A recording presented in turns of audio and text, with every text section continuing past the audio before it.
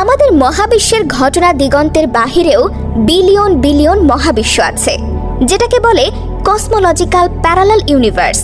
আনুমানিক 13.8 বিলিয়ন বছর পরও সেসব ইউনিভার্স থেকে আমাদের কাছে আলো এসে পৌঁছায়নি। এজন্য আমাদের কাছে রাতের আকাশকে অন্ধকার মনে হয়। আমাদের মহাবিশ্বের বয়স যদি আজকের তুলনায় ট্রিলিয়ন ট্রিলিয়ন বছর বেশি হতো, হয়তো সেসব অজানা মহাবিশ্ব থেকে আমাদের কাছে আলো এসে উপস্থিত হতো। তখন আমাদের কাছে রাতের আকাশকে অন্ধকার মনে হতো না। এখান থেকে প্রমাণ হয় আমাদের মহাবিশ্বের কোনো কেন্দ্র নেই। আমাদের মহাবিশ্ব কেন্দ্রহীন। প্রকৃত মহাবিশ্ব এতটাই বিশাল ও ব্যাপক যে আমরা আমাদের মহাবিশ্বের কোনো কেন্দ্র খুঁজে পাই না। সৃষ্টির শুরুতে 10⁻32 সেকেন্ডসের মধ্যে স্পেস টাইম আলোর চেয়েও দ্রুত গতিতে প্রসারিত হয়েছিল এবং 10⁻36 সেকেন্ডসের ভেতর স্পেস টাইম অনন্ত অসীম আকার ধারণ করেছিল। এটাকে বলে ইনফ্লেশন থিওরি।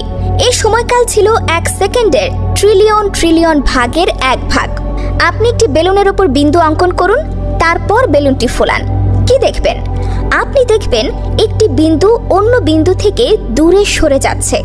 আমাদের মহাবিশ্ব হলো বেলুনের পৃষ্ঠের একটি বিন্দু।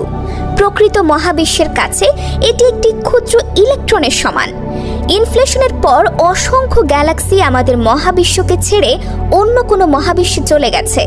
আমরা আজ রাতের আকাশে 200 বিলিয়ন গ্যালাক্সি দেখি, কিন্তু আপনি শুনলে অবাক হবেন, আনুমানিক 90% গ্যালাক্সি মিলিয়ন থেকে বিলিয়ন বছর আগের।